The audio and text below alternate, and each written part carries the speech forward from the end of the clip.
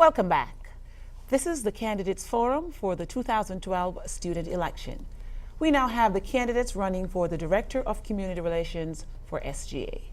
Each member of the panel has a prepared set of questions to be asked in advance. The same question will be asked of each candidate by the panel members.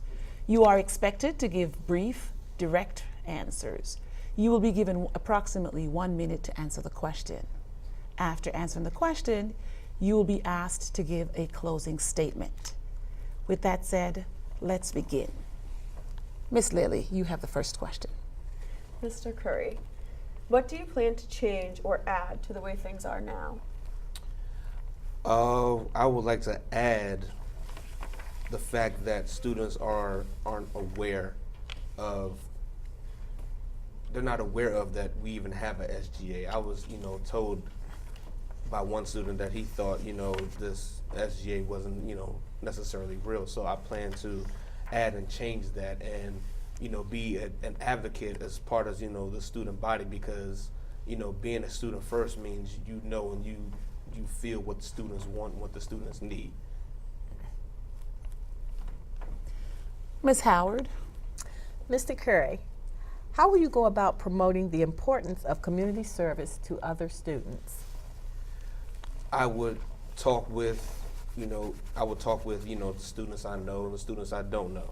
Community service is, a great way to, have something to build character, to build something. It isn't, shouldn't be just looked at, oh, I'm not getting paid for it, so I'm not gonna do it. But, it could, to me, it seems that if I were to, do a lot of volunteer work, at least it builds something and it says something about me. It says a volume that says, hey, at least he, that guy's a go-getter. He's motivated. He keeps his feet moving. Thank you. Ms. Williams. Mr. Currie, what outreach, advocacy, or community service programs and projects are you currently involved in? I'm currently involved in the DMSI program, which is Diverse Male Students Initiative, and it focuses on the diversity on campus, and it focuses on a lot of motivating history, a lot of motivation towards going towards your classes. If you need tutoring, if you anything you need, if you need advice, it doesn't necessarily, as long as it's, I guess you would say, appropriate, and as long as it's student related, or it can be personal related, a mentoring program, that one of the many of programs that we have here on campus. Thank you. Mr. Howard. Mr. Currie, do you think that community service should be a requirement for graduation? Why or why not? Well, that question kind of is a little iffy. I don't think it should necessarily be required, because it's more of a volunteering thing.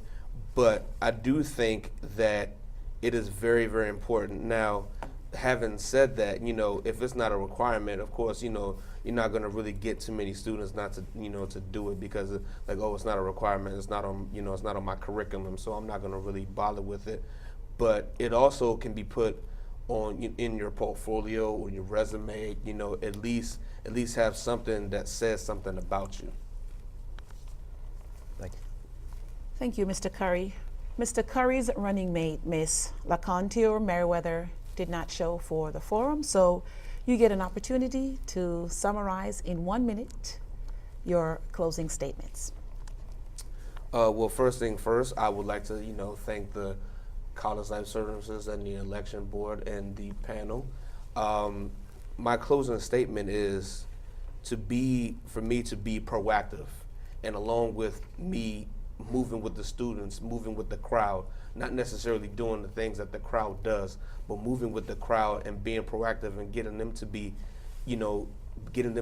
active, so that they know that, it isn't just about going to classes, and, doing things and, going about your day, which is not necessarily a bad thing, but, you also want to have, some, in a way you can have some fun while you're here. It doesn't just have to be, a straight 2 years and then I'm gone, or, a straight 2 years, then you go to a 4-year institution.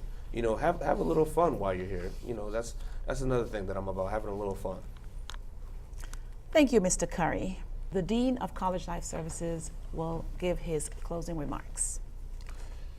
First, let me thank all of you who participated in the forum today. We appreciate your political awareness. And our panelists, thank you for being on the committee and presenting the questions today to the candidates.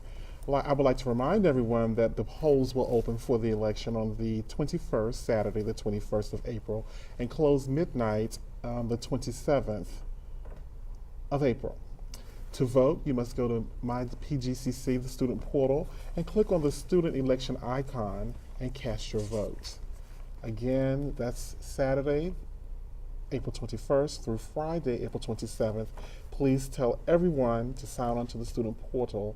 Click on the student icon, the student election icon, and cast your vote. Dr. Baker Brown? Thank you, Dean Nicholson. I wish to thank all the candidates who participated in today's forum. I wish you all good luck.